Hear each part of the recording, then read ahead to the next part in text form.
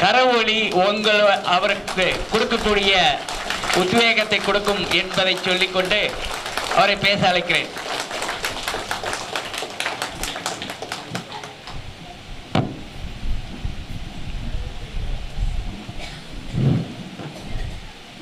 இங்கே இந்த சபையில் கூடியிருக்கும் எதிர்கால ஜோதிட வல்லுநர்களை வழங்கி எப்படி ஆமாம், இன்றைக்கி நீங்கள் அங்கே உட்காந்து பார்க்குறீங்க, எதிர்காலத்தில் இங்கே உட்காந்து நீங்கள் பேசுவீங்க, ரைட்டா?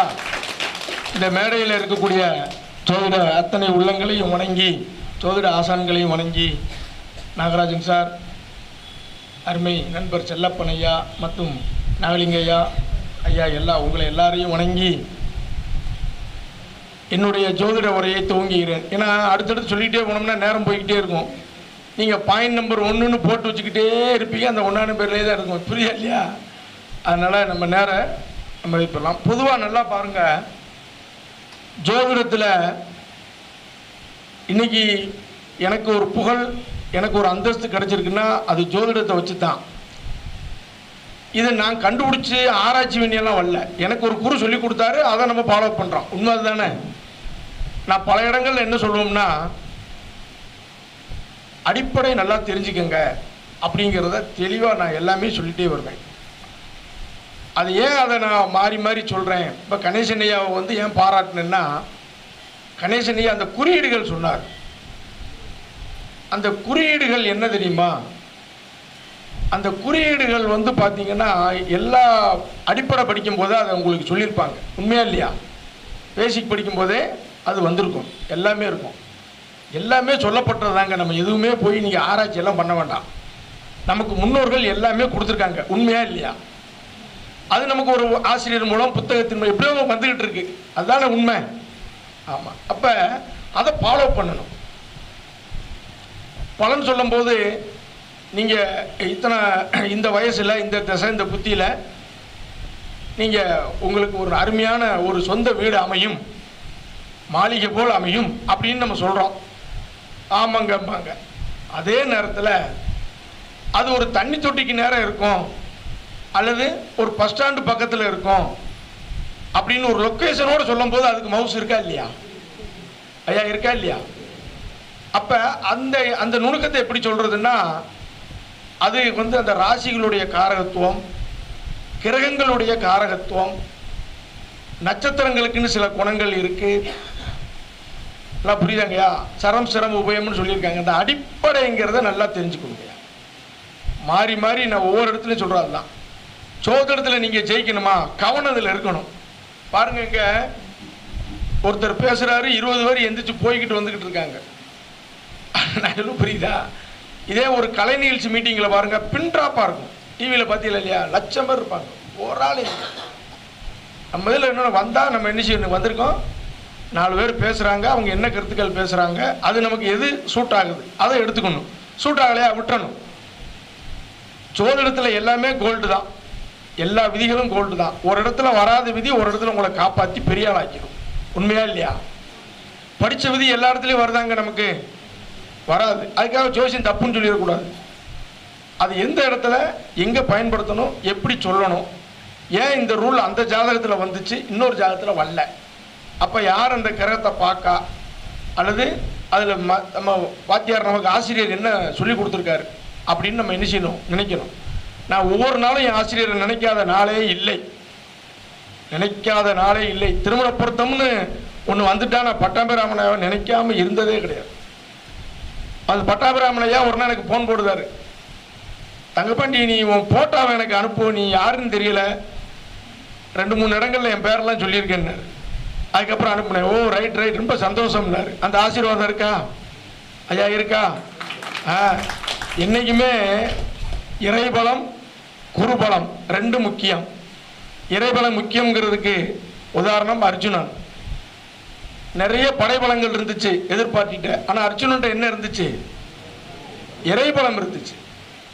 குருபலம் ராமபிரான் கூடவே குரு இருந்தாரா? இருந்தாரா இல்லையா? இன்னைக்கும் அதெல்லாம் நம்ம நினைக்கணும். புகழ் வந்துருச்சுன்னோன்னா நம்ம ஒன்று பேசவே கூடாது.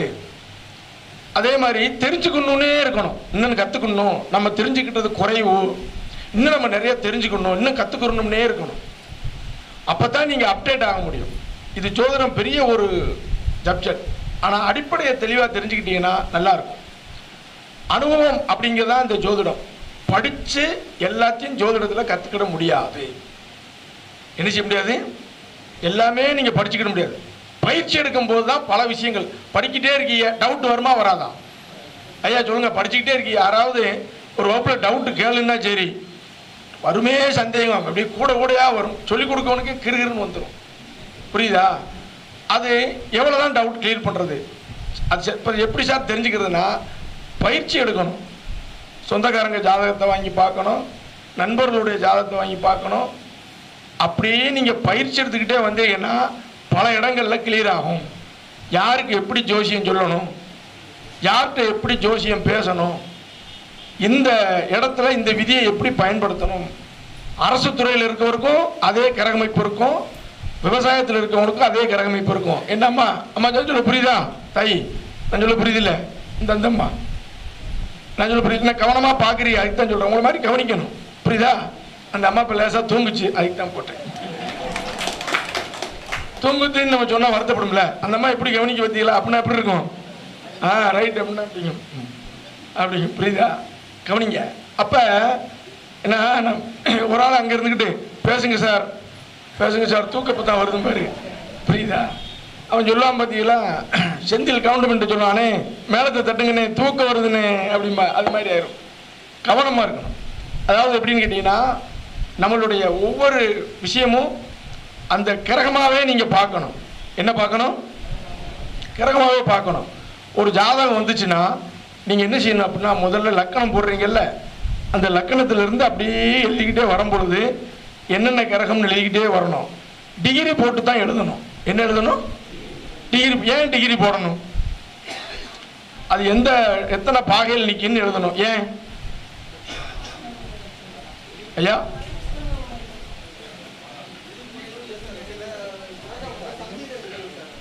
ஏன் டிகிரி எழுதணும்? யாருங்க சொன்னது? Very good. எந்த நட்சத்திரத்தில் உட்கார்ந்துருக்கு? ஒரு கட்டத்தில் 3 நட்சத்திரங்கள் இருக்கு. அது எந்த நட்சத்திரத்தில் எந்த பாதத்தில் அப்படின்னு நீங்கள் பார்க்கணும். சிலர் நவாம்சம் போடுவாங்க, சிலர் ராசி கட்டத்திலே நவாம்சத்தை என்ன செய்வாங்க, கன்வெர்ட் பண்ணுவாங்க. டிகிரி போடணும். அது நட்சத்திர சாரம்ங்கிறதுக்கு அது ரொம்ப முக்கியம். ரெண்டாவது, டிகிரி போடும்போது ஆர்டர் கரெக்டாக இருக்கும். என்ன கரெக்டாக இருக்கும்? ஆர்டர். ஆர்டர்னா என்ன? ஒரு கட்டத்தில் 3 கிரகம் சொல்லியிருப்பாங்க பழைய நோட்டில். சூரியன், சந்திரன், புதன் இருக்குன்னு வச்சுக்கோங்க. யார் முதல்ல இருக்கா? இந்த ஆர்டரை கரெக்ட் பண்ணுறது நான் ஜெமினி ஸ்கூலில் படித்தேன். இதை இந்த சப்ஜெக்ட் வரும்போது அந்த குருவை நினைப்பேன். நான் சொல்லுதா அடிப்படையான விஷயத்தை சொல்லுவேன். அப்போ பேசிக் சொல்லி கொடுத்த வாத்தியார்னு நினைப்பேன். கரெக்டாங்க நான் சொல்கிறது? இப்படி ஒவ்வொரு தடையும் நம்ம குருவை நினச்சிக்கிட்டே இருக்கணும். உண்மையா இல்லையா? உண்மையா? நமக்கு முன்னாடி எத்தனை பேர் இதை உட்காந்து ஆய்வு பண்ணி அவங்க அனுபவத்தெல்லாம் நமக்கு சொல்லிகிட்டே போயிருக்காங்க. நமக்கு ஒருத்தர் மூலம் கிடைச்சிக்கிட்டே இருக்கு. நம்ம அதை பயன்படுத்தணும். இப்போ லக்கணம் போடும்போது டிகிரி படி போடணும், வரிசையாக போட்டுக்கிட்டே வரணும். வரும்பொழுது இங்கே வக்ரம், அஸ்தங்கம், அதுக்கப்புறம் பரிவர்த்தனை, சூரியன்கிட்ட நெருங்கமாக இருக்காங்கிறது பார்க்கணும். பரிவர்த்தனை இருக்கா, ஆட்சி இருக்கா, உச்சம் இருக்கா, நீச்சம் இருக்கான்னு பார்க்கணும். இது ஆரம்பத்தில் நாங்கள் ஜாதகம் சொல்லும்போது ஆரம்பத்தில் பலன் சொல்லிட்டு இருப்பேன். பலன் கேட்டுட்டு அவர் சொல்லுவார், சாமி அங்கே சனி செவ்வாய் பரிவர்த்தனை அதை விட்டுட்டு ஏம்பார். அவரும் சொல்லுவார்.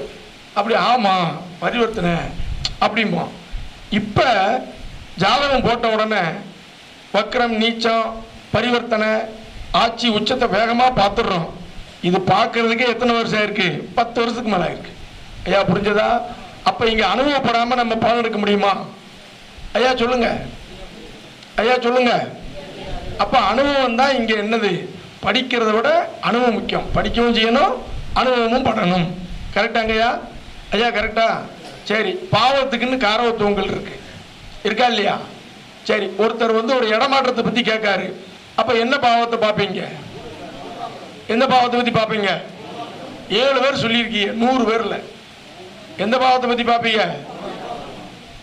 எந்த பாவம்? அப்ப அவங்க கேள்வியிலேயே, வர்றவங்களுடைய கேள்வியிலே நமக்கு அதில் இருக்கு. நான் வந்து ஒரு இடமாற்றம் பண்ணணும், ஊர் மாறணும், வேலையில மாறணும் அப்படின்னா, மாறணும்னு சொன்னா எதை பார்க்கணும்? 3ஆம் இடம். நான் இப்ப இருக்கிற ஜாப்ல மாறணும்னா என்னென்ன பாவம் பார்க்கணும்? இருக்கிற இடத்த மாத்தணும், ஊரை மாத்தணும்னா 4, 3. சரி, என் பையன், என்னுடைய குழந்தை இடம் மாதிரி படிக்க வைக்கலாமான்னு கேட்டா எதை பார்க்கணும்? 5 மட்டும் பார்த்துட்டு பேசாம வீட்டுக்கு போயிடுவா? வேற ஐயா சொல்லுங்க. 5, 3. அப்ப வர்றவங்களே நமக்கு இதை பாருன்னு சொல்றாங்களா இல்லையா? ஐயா புரிஞ்சதா? சாப்பிடணுமா? சரி, இப்ப திருமணத்துக்கு நான் மேட்ரிமோனியில் பதியணும், திருமணத்துக்கான முயற்சி இப்ப ஆரம்பிக்கலாமான்னு கேட்டா எதை பார்ப்பீங்க? 7, 3. தொழில் செய்யற இடத்த மாத்தணும்னு கேட்டா எதை பார்ப்பீங்க? பாருங்க, நான் கேட்கறது 1ஆம் கிளாஸ் தான். நான் எப்பவுமே சொல்லுவேன், நான் LKG ஜோசியர் தான் சொல்லுவேன். நான் என்னைக்குமே என்னை உயர்த்தி சொல்லுவேன். ஆனா அங்கதான் விஷயமே இருக்கு. அடிப்படையில் தான் என்ன இருக்கு, அதை நல்லா கத்துக்கணும், அதை பயிற்சி பண்ணிட்டே வரணும். நான் தொழிலை மாத்தலாமா, தொழில் செய்யற இடத்த மாத்தலாமான்னா எதை பார்க்கணும்? ஐயா எதை பார்க்கணும்? பாருங்க, கொட்டாய் விடுறீங்க, இதை சொல்ல மாட்டேங்க. 10, 3. இப்படி ஏன் நான் கேட்கிறோம்னா, உங்களுக்கு ஈஸியா தெரியணுங்கிறது தான் கேட்கறது. இங்க வந்திருக்கீங்க, வந்ததுக்கு 2 பாயிண்ட் கிடைக்கணும், எளிய முறையில் இருக்கணும். நான் பாட்டுக்கு ஒரு இதை கூட்டி வகுத்து இதை 10ஆல் பெருக்கி அங்க நவாம்சத்துல போட்டு அப்படின்னு உங்களுக்கு என்ன தெரியும்? அது விஷயம் தெரிஞ்சவங்களுக்கு புரியும் இல்ல? உங்களுக்கு புரிய முடியாது சொல்லணுமா இல்லையா? ஐயா சொல்லணுமா இல்லையா? ஐயா இதெல்லாம் நீங்க தெரிஞ்சுக்கணும். எல்லா ஜாதகத்திலையும் ரோகாதிபதினு ஒருத்தர் இருக்காரு. வியாதின்னு இல்லாத மனுஷன் உண்டா? ஐயா வியாதின்னு இல்லாத மனுஷன் உண்டா? ரொம்ப ரேர் இருப்பாங்க, ரொம்ப ரேர். அப்ப இந்த வியாதிக்கான பாவம் என்ன? சரி, ஒருத்தர் வந்து ஒரு விபத்து சந்திச்சிடுறாரு பெரிய அளவுல, அப்படின்னா என்ன பாவம் அது? 8ஆம் பாவம். ரைட்டா? நிறைய எனக்கு விரயங்கள் ஆயிடுச்சுங்காரு. என்ன பாவம்? இவங்களுக்கு நான் எனக்கு நல்ல நிர்வாக திறமை, நான் நல்ல ஒரு அரசாங்க பதவியில் இருக்கேன், எனக்கு பேர் புகழோட இருக்கேன்னா அங்க என்ன பாவம் இருக்கு? யாரோ ஜோசியம் படிச்சவங்க போன் போடுங்க, ஊருக்கு போன் போட்டு கேளுங்க, எந்த பாவம் அது? இந்த பாவம் அதுவும் அந்த கடத்துல இருக்கா? அப்ப கெடுதல் செய்ய ஒருத்தர் இருந்தா நல்லது செய்ய ஒருத்தர் இருக்கானா இல்லையா? சொல்லுங்க, ஒரு கைதட்டு போடுங்க பார்ப்போம். பரவாயில்ல, கையெல்லாம் நல்லா தட்டுறாங்க, நல்லா தட்டுறாங்க. கைதட்டும் போது ஒரு ஆளு அப்படி அர்த்தம், போயா நேரம் ஆகுது. புரியுதா?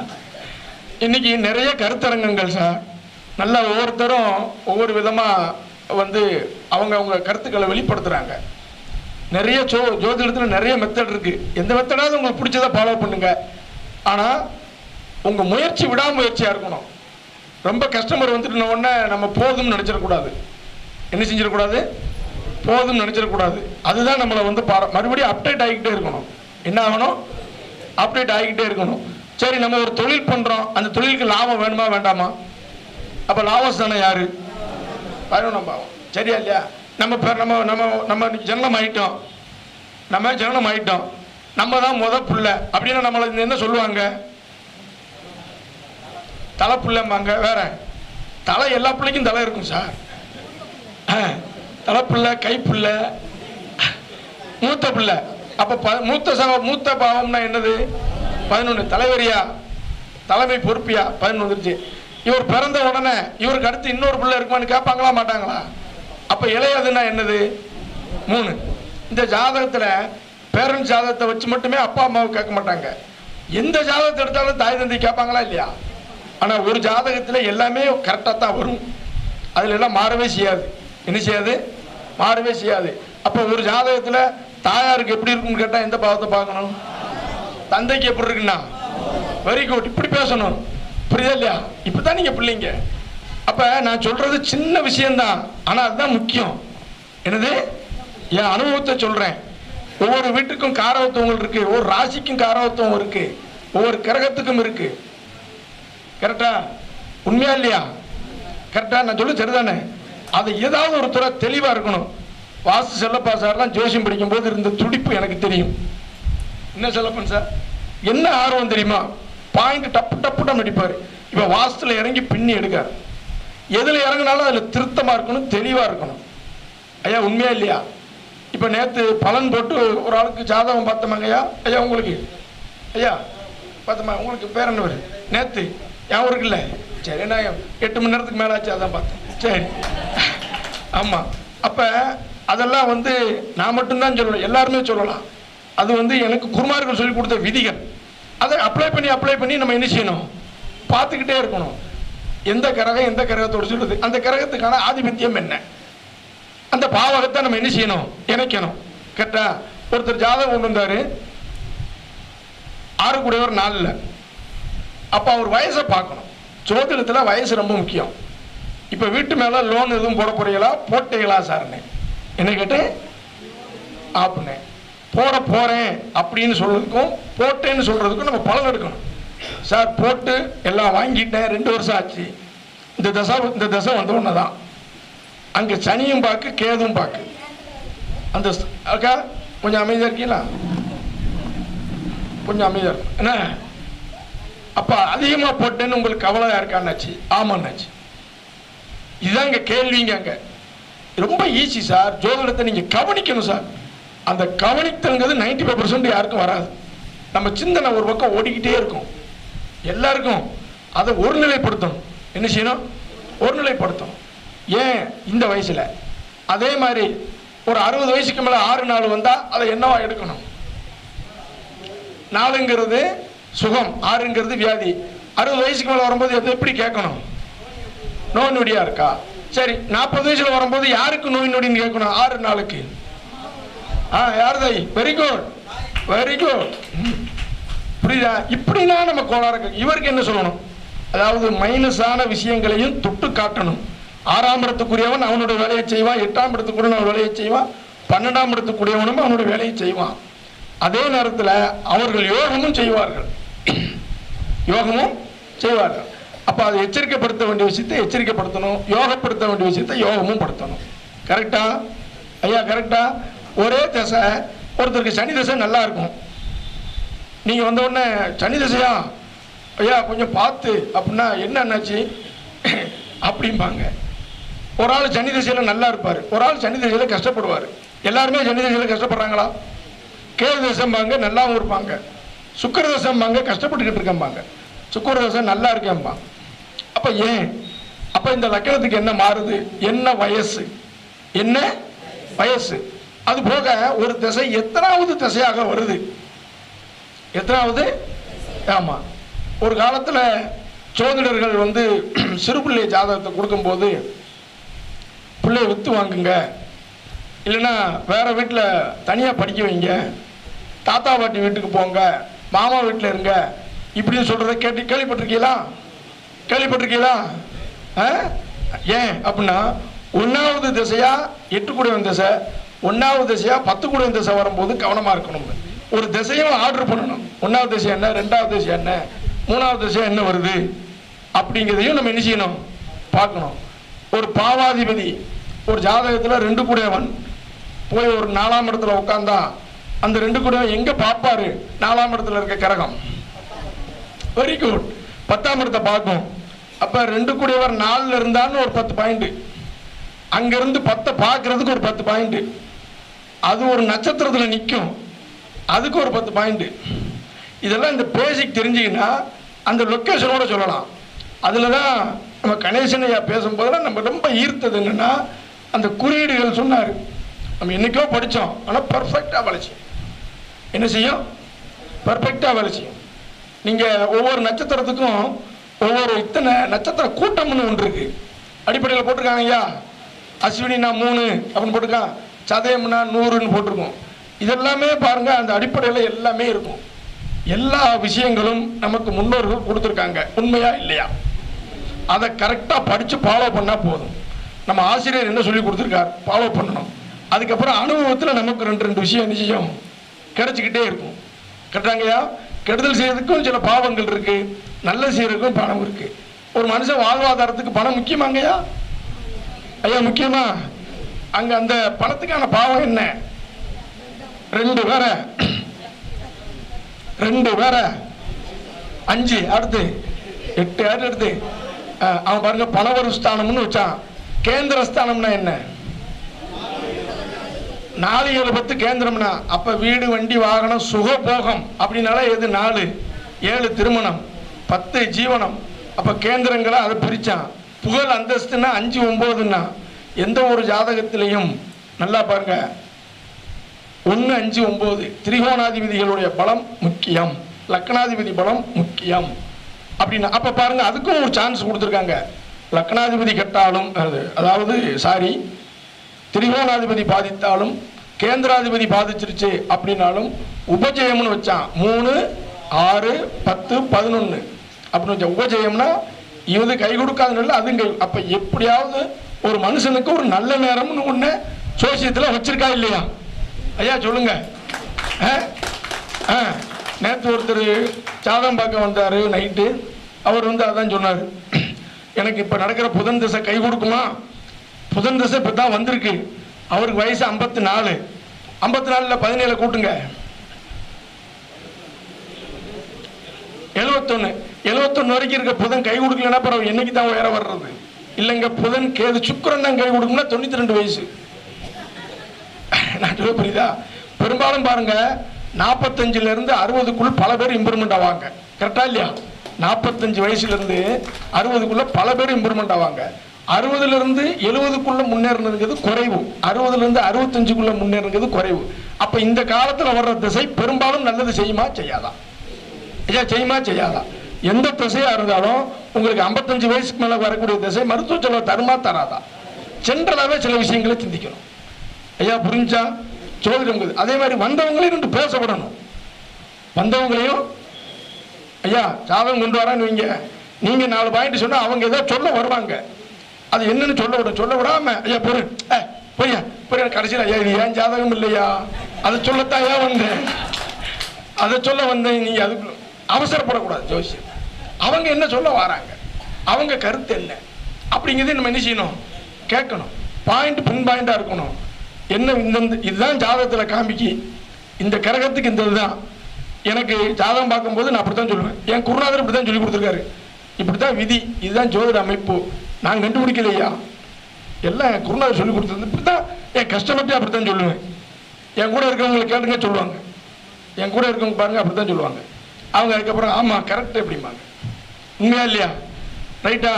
அப்ப இனிமே காரகத்துவங்களை அடிப்படையான நட்சத்திர விஷயங்கள், காரகத்துவங்கள், ராசி காரகத்துவம், கிரக காரகத்துவம், பாவ காரகத்துவத்தை மறுபடியும் எல்லாரும் ரிப்பீட் பண்ணுவீங்களா? அடிப்படையிலே பார்த்தீங்கன்னா ஒரு ஆளுக்கு 4ஆம் பாவம் நல்லா இருக்கு. 4ஆம் பாவம் நல்லா இருக்கு பாருங்க. எனக்கு சொந்த வீடு அமையலங்காரு, வயசு 50 தாண்டிடுச்சு. என்னடா இப்படி சொல்றாருன்னு பார்த்தா 4ஆம் பாவத்துக்கு முன்னும் பாவக்கோள். நம்ம ஆரம்பத்தில் பாவக்கத்தாரியை சொல்லி கொடுத்துருங்களா? அடிப்படையில் எல்லாமே இருக்குங்கய்யா. அடிப்படையில் சின்ன விஷயம் நம்ம டப்புன்னு சொல்லிடுங்கய்யா. என்ன சொல்லிடும்? சின்ன விஷயம் டப்புன்னு சொல்லிடும். அதனால எப்பெல்லாம் டைம் கிடைக்கும் அந்த பேசிக் நூல்களை எடுத்து படிங்க. உங்க ஆசிரியரோட ஒரு கான்டாக்ட் நட்பு வச்சு டவுட் கேளுங்க. அனுபவம் வாய்ந்த ஜோதிடர்கிட்ட ஆலோசனை கேளுங்க. வளர்ந்து வரும் ஜோதிடரை ஊக்கப்படுத்துங்க. வர்ற கஸ்டமரை நல்வழிப்படுத்துங்க. ஜோதிடத்தை தவறாக யூஸ் பண்ணக்கூடாது. இன்னைக்கு ஒரு வீட்டுக்கு எல்லா வீட்டுக்கும் ஜாதகம் இருக்கு. எல்லா வீட்டுக்கும் போங்க, எத்தனை உறுப்பினரோ அத்தனை உறுப்பினருக்கும் ஜாதகம் இருக்கா இல்லையா? இருக்கா இல்லையா? ஆனால் ஜாதகத்தை வெளியில எடுத்து வருஷத்துக்கு ஒரு தடவை பார்ப்போம், 6 மாசத்துக்கு ஒரு தடவை பார்ப்போம் அப்படின்னு வர்றவங்க 50% பேர் தான். கரெக்டாங்கய்யா? மற்றவங்களாம் ரேரா பார்க்குறாங்க. சிலர் இல்லைங்க போய் கொடுத்தா ஏதாவது சொல்லிடுவாங்க, பயமா இருக்குங்க. ஒரே சொல்றாரு, நான் இது வரைக்கும் பார்க்கல, என் நண்பர் உங்களை பார்க்க சொன்னாரு அப்படின்னு 5 ஜாதகம் கொண்டு வந்து 1 மட்டும் கொடுத்துட்டு நான் பேச ஆரம்பிச்சு எதுவும் சொல்லிடணும்னு இருக்காரு. 4 நல்ல பாயிண்ட் சொன்ன உடனே கரிச்சி போச்சு முகத்தை துடைச்சாரு. புரியுதா? அப்பாட அப்படின்னு.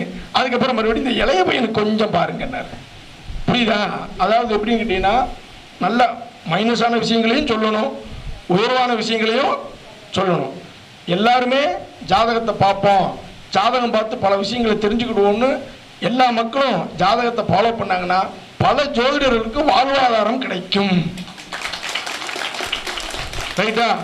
ஜோதிடத்தால நமக்கு நல்ல பேர், நம்மளால ஜோதிடத்துக்கு நல்ல பேர். 1 தொட்டு 1 அப்படின்னு என்னுடைய சிறு கருத்தை சொல்லி பெரிய பெரிய ஜோதிட ஆசான்கள் மத்தியில் இந்த புது ஜோதிடன் ஒரு சின்ன ஜோதிடரையும் ஆதரிச்சு எனக்கு 2 துண்டு போட்டு ரைட்டா துண்டா போட்டு என்ன அப்படிங்க எல்லாருமே எல்லாரையும் ஊக்கப்படுத்தணும் ரைட்டா. அதுக்கப்புறம் நம்ம உங்க சங்கம் என்ன சங்கம்? திருப்பூர் சகோதரி சங்கம்னு இப்போ சமீபமாக நான் பார்த்துக்கிட்டே வரேன். ரொம்ப நல்லா இருக்கு, ரொம்ப நல்லா இருக்கு. நம்ம அதாவது வளர்ந்து வர்றவங்களை ஊக்கப்படுத்தணும், உதவி செய்யணும். நாம சரியா இருந்தா மற்றவங்களும் சரியா இருப்பாங்க. நாம புரியுதா? கரெக்டாக சொல்றதா? நாம சரியா இருப்போம். நம்மளால் முடிஞ்ச வரைக்கும் ஜோதிடத்துக்கு கெட்ட பேர் வாங்கி கொடுக்கக்கூடாது. நல்ல ஒழுக்கமாக இருக்கணும், நல்லவங்களை வழிகாட்டணும், வளர்ந்து வர்றவங்களை ஊக்கப்படுத்தணும். வளர்ந்து வர்ற ஒவ்வொருத்தரும் 10 பேருக்கு ஒரு நல்வழி பார்த்தேன்னா ஜோதிடர் ஒற்றுமை ஓங்கும், ஜோதிடத்துறையும் வளரும் என்று சொல்லி விடைபெறுகிறேன்.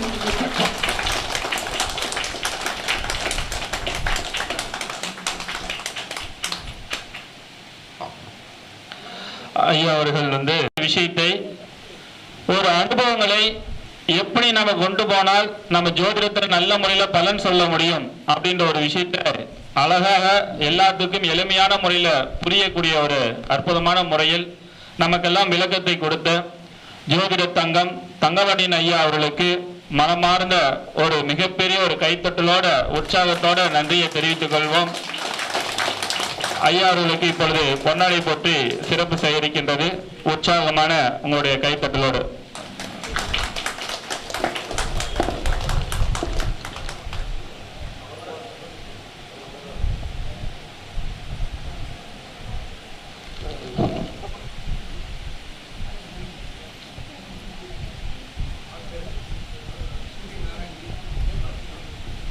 ஐயா அவர்களுக்கு சூரிய நாராயணன் ஐயா அவர்கள் பொன்னாடி போற்றி சிறப்பு சேகரிக்கின்றார். உங்களுடைய உற்சாகமான கைத்தட்டலோடு.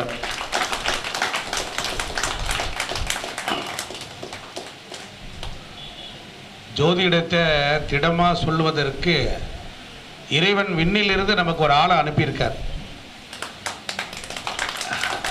இதுவரையிலும் வரலாறு காணாத வகையில் ஜோதிடத்தை நான் இருக்கேன் பயப்படாத அப்படின்னு சொல்லி ஒரு உற்ற நண்பரா தோழரா ஒரு தாயா தந்தையா சகோதரன் சகோதரியா அவரை பார்த்தா ஒரு பயம் வராது, அன்பு வரும். இந்த துறையில் எத்தனையோ வருஷங்கள் நாங்கள் பயணித்தாலும் அவருக்கு நாங்கள் கொடுக்குற ரெஸ்பெக்ட் என்னன்னா, அவர் உடம்பிலிருந்து வெளிப்படுகின்ற அந்த கதிர்வீச்சுக்கள் ஜோதிடமாகவே இருக்குது. நான் சொல்லப்போனால் புதன் என்கிற ஒரு பிளானட்டு அது தங்கப்பாண்டியன் ஐயாவாக அவதாரம் எடுத்திருந்தாலும் ஆச்சரியப்படுறதுக்கு இல்லை. அதனால் தேவர்கள் 33 கோடி தேவர்கள்லாம் பூமிக்கு ஒரு அடையாளத்தை கொடுத்துட்டு போயிருக்காங்க, மரம் செடி கொடிகளாக போயிருக்காங்க. ஆனால் அன்றைக்கி வாழ்ந்த தேவர்கள் என்ன பண்ணுறாங்க, இன்றைக்கி ரேஷன் கார்டில் இடம்பெற்று அவர்கள் மனித சட்டை தாங்கி நமக்குள்ளே உலாவி கொண்டிருக்கிறார்கள். நாம் பராசரரை பார்த்ததில்லை, வசிஷ்டரை பார்த்ததில்லை, நாம் போகரை பார்த்ததில்லை, புலிப்பாணியை பார்த்ததில்லை, ஏன் ராமரை பார்த்ததில்லை, கிருஷ்ணரை பார்த்ததில்லை, நாம் வணங்கக்கூடிய கடவுள்களை எல்லாம் நாம் பார்த்ததில்லை. ஆனால் இந்த தெய்வக்கன் என்று சொல்லக்கூடிய இந்த துறையிலே நாம் எல்லாரும் உள்ளே நுழைந்து கொண்டு இந்த நவகோள்கள் மகிழ்ந்து நன்மை அளித்திடும் என்று சொன்ன ஞான சம்பந்த பெருமானை கூட நம்ம பார்த்துருக்கதில்ல. அதனால் நம்மில் நல்லவர்கள், நம்மில் மேலானவர்கள், நம்மளோடு வாழ்ந்தவர்கள், இறைவன் மனித ரூபேனே என்று வேதம் சொல்லுகிறது. அந்த வேதாந்த தத்துவத்தின் அடிப்படையில் இங்கே ஜோதிடத்தை உலகத்திற்கு கொண்டு வந்தது பெருசில்லை. இந்த துறையில் பாட்டன் முப்பாட்டனெல்லாம் மகிழ்ந்து அவங்க எல்லாரும் ஆசீர்வதிக்கக்கூடிய வகையில் பல ஜோதிடர்கள் உருவாகியிருக்காங்க. அவர்களில் ஒருவர் தங்கமயமான பொன்னான கோவில் என்றால் என்றால் ஆன்மா, இல்லை என்றால் உறைவிடம். நம்ம ஜோதிடர்களின் மனதில் உரைகின்ற அற்புதமான அந்த பெருமகனாருக்கு பொன்னாடை போற்றக்கூடிய பாக்கியத்தை எனக்கு இறைவன் அருளி தந்திருக்கிறார். எங்கள் உடன்பிறவாத சகோதரர்கள் முகுந்தன் முரளி இந்த பகுதியில் நான் அழகாக சொல்லுவேன். இந்த ஈரோடு மாவட்டம் பெல்ட்டில் மட்டுமே வேர்ல்டுலேயே ஹார்ட் எது அப்படின்னா ஜோதிடத்துக்கு ஹார்ட் இதுதான். அதனால் இந்த இடத்துல காலை வைக்கணும். காசிக்கு போனால் பாவம் தொலையும், ராமேஸ்வரத்துக்கு போனால் இந்த பிறவி பாவம் போகும், காசிக்கு போனால் பல ஜென்மத்து பாவம் போகும். இந்த மண்ணில், ஈரோடு மண்ணில் மஞ்சள் முதலில் விளைந்தது. பூமியில் விளைந்தது முதலில் மஞ்சள். மஞ்சளுக்குரிய சந்தை இதுதான். இந்த இடத்திலே இவ்வளவு அற்புதமான கன்னி என்கிற வயல்வெளியில் அங்கே கோவில்பட்டியில் இருந்து வருகை தந்து இங்கே கால் பதித்து நாம் எல்லாரும் ஒன்று வேண்டாம், எவ்வளவோ முன்னேறிய நிலையில் நாங்கள் இருக்கிறோம். பெருமைக்கு சொல்லலை, இந்த ஃபீல்டில் எவ்வளவோ நாளாக இருக்கோம். அவர் ஒரு வகுப்பு எடுக்கிறாருன்னு உடனே நேற்று காலையிலே கிளம்பி ஒடியாந்துட்டேன். அப்போ இது இன்னும் கொஞ்சம் முன்னேறு, அவருடைய வார்த்தை அதுதான், இன்னும் கொஞ்சம் முன்னேறு, இன்னும் கொஞ்சம் கற்றுக்கொள். ஆமாம், எத்தனையோ விதிகள் படிச்சிருக்கோம், எத்தனையோ பேருக்கு வகுப்பு எடுக்கிறோம், பாடம் நடத்துகிறோம், எத்தனையோ விதிகள். ஆனால் கற்றலின் கேட்டல் நன்று. நீங்கள் அதான் கேட்குறேன், எவரி மெமெண்ட்டு வீணாக்கிறாருங்க. அவர் அதான் வருத்தப்படுறார், ஆதங்கப்படுறார். சொல்லிக்கிட்டு இருக்கும் போது வெளிச்சு போகிறீங்களேன்னாரு. ஆனால் நீங்கள் புழுங்கி கொண்டு இருந்தாலும் இருக்கீங்க. இப்போ எங்களுக்கெல்லாம் பார்த்தீங்கன்னா இன்னும் ஏதாவது 4 விஷயம் சொல்ல மாட்டாரான்னார். நீங்கள் தூண்டத்தான் விளக்கெரியும். நீங்கள் இந்த ஜோதிடத்தில் இது மாதிரி நாங்கள் காலத்துலலாம் வாத்தியார் எவ்வளோ சொல்லியே தரமாட்டான். பின்னுக்கே அலையணும், நோட்டை தூக்கிட்டு போகணும், 4 வேலை கூட்டிகிட்டு போகணும். அது என்னைக்கா ஒரு நாள் பார்த்தே சொல்லுவார். இன்றைக்கி அப்படி இல்லை, நல்ல பாடம், தெளிவான பாடம். நீங்கள் பொற்காலத்தில் வாழ்கிறீர்கள். இந்த பொற்கால இதெல்லாம் உருவாக்கி கொடுத்துருக்காங்க. இந்த மீட்டிங்கை பார்த்தா எப்படி இருக்கும்னா, நான் உண்மையிலே சொல்கிறோம், மதுரையில் பிஎஸ்ஐயர்கள் ஜோதிட மாநாடு நடத்துவாங்க, எல்லாம் பார்க்கணும். அதை எங்கேயாவது நடந்துக்கிட்டே இருக்கும். இந்த புண்ணிய செயல் நடக்காதா, இது போன்ற விஷயங்கள் இருக்காத. ஜோதிட பொய்த்து போகக்கூடாது. அழகாக இத்தனை பேர் சொல்கிறோம், செத்தவன் ஜாதகத்தை கொண்டுட்டு வர்றாரு. அது எப்படா பலன் சொல்லணும்னு சொல்லி கொடுத்ததும் இந்த மன்றம் தான். புரியுதுங்களா? பயப்பட வேண்டியதில்லை. துருவ கணிதத்தையும் இப்படி எடுக்கலான்னு சொன்னது. ஒருத்தர் ஜாதகத்தை போட்டுட்டு அவருடைய வாழ்க்கையில் 6 விரல் அம்மா வகையில் வாழாத வகையிலையும் காரகத்துவம் பாவகாரகத்துவம் பாவத்துள் பாவத்தை எடுத்து கிரகத்தினுடைய பார்வை, இடம், பொருள் எல்லாம் கையாண்டு ஒரு அற்புதமான சுவையை கொடுத்தார். இதெல்லாம் பிட்டு எங்களுக்கு தெரியும். ஆனால் தொகுத்து கொடுத்து மாலையாக தந்த எங்கள் தங்கமகன் அவர்களுக்கு நேற்றுக்கு நான் ராத்திரி 10:30 மணி வரலும் உட்கார்ந்து அதை ஓப்பெடுத்தார். அந்த ஒரே ஒரு பானச்சோத்துக்கு ஒரு சோறு பதம் ஆகியனால நாம் பலன் சொல்லி எல்லார்ட்டையும் பேர் வாங்கிட்டு தான் இருக்கோம். ஏதோ ஒரு வகையில் வாங்குகிறோம், புரியுதுங்களா? வாங்கிட்டு தான் இருக்கோம். ஆனால் நாம் இன்னும் கொஞ்சம் என்ன ஆகும், பட்டை தீட்டி கொண்டே இருக்க வேண்டும். ஒரு ராஜா சங்கர் சொன்னார், என் பிறந்த நாளில் நான் என்ன வருந்தீங்க நீங்கள், நான் சாதாரண கருங்கல்ல என்னை வைரக்கல்லாக தீட்டிய என் குருநாதருக்கு பிறந்த நாள் நல்வாழ்த்துக்கள்னு சொன்னார். நான் இந்த இடத்துல ஈகோலாம் பார்க்கக்கூடாது. இல்லை, உங்களை புகழ்ந்து சொல்கிறேன்னு இல்லை, கடவுள் உங்கள் ரூபத்தில் இருக்கிறார், அவ்வளோதான். நீங்கள் பார்த்தா ஆனந்தம். அதனால் நீங்கள் எல்லாரும் உங்களுக்குள் அந்த ஆத்ம ஒளி பெருக வேண்டுமானால் இது போன்றவர்கள் பூமிக்கு இன்னும் நிறைய பேர்கள் வர வேண்டும். நாளை யார் நீங்களாக கூட இருக்கலாம் என்று சொல்லி விடைபெறுகிறேன். மிக்க நன்றிங்க ஐயா. அடுத்ததாக திருப்பூர் சகோதரிகள் அவர்கள் நம்முடைய தங்கவடியின் ஐயா அவர்களுக்கு பொன்னாடி போட்டி சிறப்பு செய்ய இருக்கின்றார்கள். உங்களுடைய உற்சாகமான கைத்தட்டலோட போடுங்க.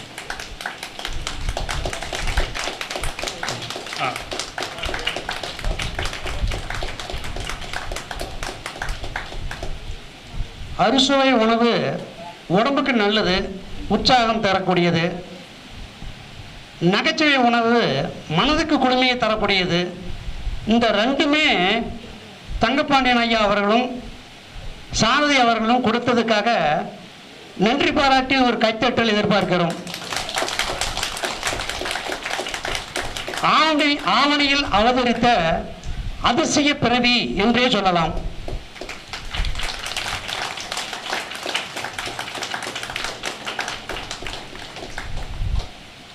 இங்கு வருகை தந்திருக்கும் ஜோதிடர் அனைவருக்கும் ஒரு முக்கியமான செய்தி.